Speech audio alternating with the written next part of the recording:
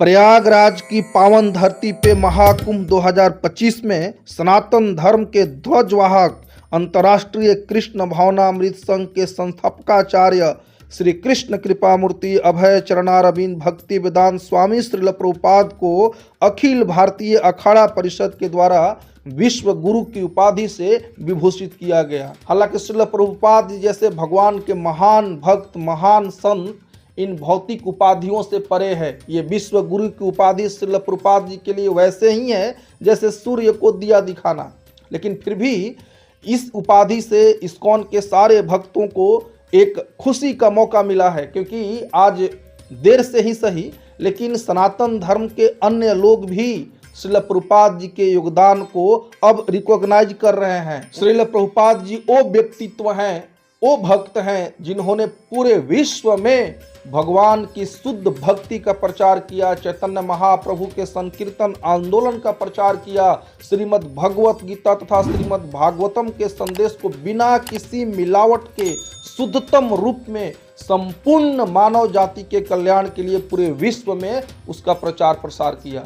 प्रयाग की धरती से श्रील प्रभुपाद जी का बड़ा गहरा नाता रहा है। जब श्रील प्रभुपाद जी इस धरती पे सशरीर उपस्थित थे तो वो अपने युवावस्था में 1923 ईस्वी से लेकर के 1936 ईस्वी तक प्रयागराज में रहे थे, और आगे चल करके जब वो महान भक्त महान संत महान प्रचारक बन गए, इस्कॉन की स्थापना हो गई। उसके बाद भी जब भी महाकुंभ या कुंभ का मेला लगता था प्रयागराज में, श्रील प्रभुपाद जी अपने शिष्यों के साथ आते थे, इस्कॉन का शिविर लगता था। और आज भी इस महाकुंभ 2025 में भी इस्कॉन का बहुत बड़ा शिविर लगा था और इस्कॉन के भक्तों ने वहां आने वाले सनातनियों की बड़े अच्छे तरीके से सेवा की, उनको प्रसाद वितरित किया, ग्रंथ वितरित किए, हरिनाम वितरित किया। देर से ही सही आज लोग श्रील प्रभुपाद जी को रिकॉग्नाइज कर रहे हैं। दूसरे संस्थाओं के लोग भी श्रील प्रभुपाद जी के योगदान को समझ रहे हैं कि किस तरह से श्रील प्रभुपाद जी ने पूरे विश्व में सनातन संस्कृति का सनातन धर्म का प्रचार किया, भगवत गीता और श्रीमद् भागवतम का प्रचार किया। श्रील प्रभुपाद जी जैसा संत बिरले ही इस धरती पे आते हैं। हालांकि हमारे सनातन धर्म में कई सारे गुरु हैं, कई सारे संत हैं, लेकिन श्रील प्रभुपाद जी ने जो कार्य किया वो बिरले ही कोई कर पाता है।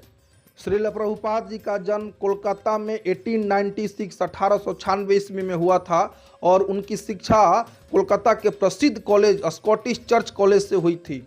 शिक्षा लेने के बाद उन्होंने ग्रेजुएशन की डिग्री या डिप्लोमा की डिग्री लेने से इनकार कर दिया, क्योंकि उस समय हमारे देश में आज़ादी की लड़ाई चल रही थी। तो गांधी जी के आंदोलन से प्रभावित होकर के उन्होंने अपनी डिग्री लेने से मना कर दिया। इसके बाद श्रील प्रभुपाद जी की मुलाकात होती है उनके गुरु श्रील भक्ति सिद्धांत सरस्वती महाराज से, जो कि एक महान भक्त थे गौड़ीय वैष्णव संप्रदाय में। और श्रील प्रभुपाद जी जब उनसे मिलते हैं 26 वर्ष की अवस्था में सन 1922 ईस्वी में, तो पहली बार ही उनको देख करके उनके गुरु महाराज ने उनको आदेश दिया कि आप एक पढ़े लिखे व्यक्ति लग रहे हो, आप क्यों नहीं चैतन्य महाप्रभु के संदेश को पूरे विश्व में फैला रहे हो, क्यों नहीं उसका प्रचार प्रसार कर रहे हो हमारी भारतीय सभ्यता संस्कृति का। तो श्रील प्रभुपाद जी बड़े आश्चर्य में पड़ गए कि पहली बार हम इनसे मिले हैं और पहली बार में ही इन्होंने आदेश दे दिया कि भगवान के संदेश का पूरे विश्व में प्रचार किया जाए, वो भी अंग्रेजी भाषा में। तो श्रील प्रभुपाद जी बड़े आश्चर्यचकित हुए, लेकिन अपने गुरु से बड़े प्रभावित हुए और उनसे बात करने के बाद उन्होंने मन ही मन उनको अपना गुरु स्वीकार कर लिया। फिर कुछ वर्षों के बाद 1933 ईस्वी में प्रयाग में इलाहाबाद में ही उनकी विधिवत दीक्षा हुई श्रील भक्ति सिद्धांत सरस्वती महाराज के द्वारा। और फिर श्रील प्रभुपाद जी गौड़ीय वैष्णव संप्रदाय से प्रामाणिक रूप से जुड़ गए। हालांकि श्रील प्रभुपाद जी बचपन से ही भक्त थे। उनके पिता गौर मोहन डे ने बचपन से ही उनको भगवान की भक्ति करना, भगवान की पूजा अर्चना करना सिखाया था। तो श्रील प्रभुपाद जी अपना पूरा जीवन खपा दिए अपने गुरु के आदेश का पालन करने में। वो जहाँ भी जाते हर समय उनके दिमाग में एक ही बात चलते रहती कि किस तरह से भगवान के संदेश का पूरे विश्व में प्रचार किया जाए, अपने गुरु के आदेश का पालन किया जाए।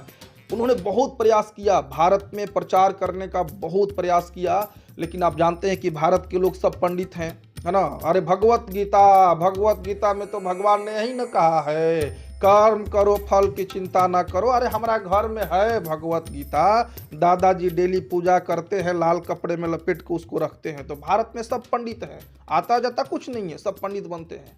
तब श्रील प्रभुपाद जी अपने जीवन के अंतिम अवस्था में, जब उनकी उम्र लगभग 70 वर्ष की हो चुकी थी, वो संन्यास ले चुके थे और वृंदावन में रह करके भागवतम का अनुवाद कर रहे थे। आज संसार में कई सारे भक्त हैं, लेकिन श्रील प्रभुपाद जी ऐसे भक्त थे जिन्होंने राधा कृष्ण भगवान की भक्ति को जिया था। उनका पूरा जीवन समर्पित था भगवान के लिए, अपने गुरु के आदेश का पालन करने के लिए। तब वो वृद्धावस्था की परवाह किए बिना एक मालवाहक जहाज में बैठ करके लगभग 70 वर्ष की अवस्था में अमेरिका पहुंचते हैं और वहां बड़ी ही कठिनाई के साथ इस्कॉन, अंतर्राष्ट्रीय कृष्ण भावनामृत संघ, international society for Krishna consciousness की स्थापना करते हैं सन 1966 ईस्वी में। और वहाँ के जो समाज से बहिष्कृत लोग थे, जो बहिष्कृत जुआ वर्ग था, जिनको हिप्पी कहा जाता था अमेरिका में, उन लोगों को इकट्ठा करके उनको भक्त बनाए, उनको शुद्ध जीवन जीना सिखाए। 4 नियमों का पालन, नो मेडिटेटिंग, मांसाहार नहीं करना, नो गैम्बलिंग, जुआ नहीं खेलना, नो इंटॉक्सिकेशन, नशा पान नहीं करना किसी प्रकार का, और नो इलिसिट से, किसी भी प्रकार का अवैध स्त्री पुरुष संबंध न रखना।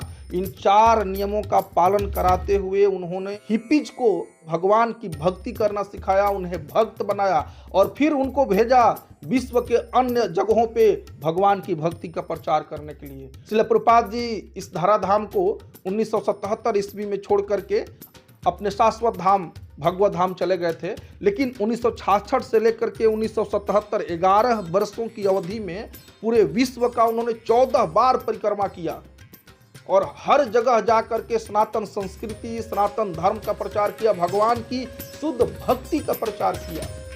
देखिए, हमारे देश में आज भी कई सारे गुरु हैं, कई सारे संत महात्मा हैं, लेकिन श्रील प्रभुपाद जी सबसे अलग क्यों है? क्योंकि श्रील प्रभुपाद जी बिना किसी मिलावट के भगवत गीता और भागवतम के संदेश को, शुद्ध भक्ति को लोगों में बांटा। आज भी कई सारे गुरु हैं जिनसे आप कुछ भी प्रश्न पूछिए ना तो जलेबी की तरह गोल गोल घुमा करके उसका आंसर देंगे। डायरेक्टली बताने की हिम्मत नहीं कर पाते वो कि अरे भगवान की शरण में जाओ, राधा कृष्ण की शरण में जाओ, हरे कृष्ण महामंत्र का जप करो, भगवत गीता पढ़ो, भगवत गीता के अनुसार अपना जीवन यापन करो। ऐसा बोलने में वो संकोच करते हैं, क्योंकि उन्हें लगता है कि जब वो कहेंगे कि मांस खाना बंद कर दो, प्याज लहसुन खाना बंद कर दो, दारू शराब गुटखा पान खैनी बीड़ी सिगरेट छोड़ दो, अवैध स्त्री पुरुष संबंध छोड़ दो, जुआ खेलना छोड़ दो, तो शायद उनके फॉलोअर्स उनको छोड़ ही दे, उन्हीं को छोड़ के भाग जाए, उनके फॉलोअर्स कम हो जाएंगे। फॉलोअर्स बढ़ाने के चक्कर में ये रिस्ट्रिक्शन नहीं लगाते, पवित्र जीवन यापन करना नहीं सिखाते। लेकिन श्रील प्रभुपाद जी बिना किसी हिचकिचाहट के सबको, चाहे यूरोपियन हो, अमेरिकन हो, रसियन हो, चाइनीज हो, पाकिस्तानी हो, इंडियंस हो, हर किसी को बिना किसी भेदभाव के स्पष्ट रूप से बताया कि हमें भगवान की भक्ति कैसे करनी है। जीवन का लक्ष्य है राधा कृष्ण भगवान की शरण ग्रहण करना। भगवत गीता का परम लक्ष्य है भगवान श्री कृष्ण की शरणागति, उनका भक्त बनना, उनकी भक्ति करना। यह भगवत गीता का लक्ष्य, यही भगवत गीता में भगवान ने बताया है। लेकिन आजकल के गुरु ये सब डायरेक्टली नहीं बता पाते, हिम्मत नहीं कर पाते बताने की, क्योंकि वो खुद शुद्ध भक्ति का पालन नहीं करते। तो श्रील प्रभुपाद जी एक अनुपम प्रचारक, महान भक्त, महान विभूति थे और हम सब बड़े सौभाग्यशाली हैं कि आज हमें उनको समझने का, उनको जानने का, उनकी शिक्षाओं को पालन करने का परम सौभाग्य प्राप्त हो रहा है इस्कॉन के माध्यम से। तो ऐसे राधा कृष्ण भगवान के महान भक्त, एक अनुपम प्रचारक, सनातन धर्म के ध्वज वाहक श्रील प्रभुपाद जी के चरणों में हमारा कोटि कोटि प्रणाम है। श्रील प्रभुपाद की जय, अंतर्राष्ट्रीय कृष्ण भावनामृत संघ की जय। आप लोग भी श्रील प्रभुपाद जी के बारे में कमेंट में कुछ लिख सकते हैं, कुछ नहीं तो कम से कम जय श्रील प्रभुपाद तो लिख ही सकते हैं। हरे कृष्णा। जल्द मिलते हैं हम सब नेक्स्ट वीडियो में।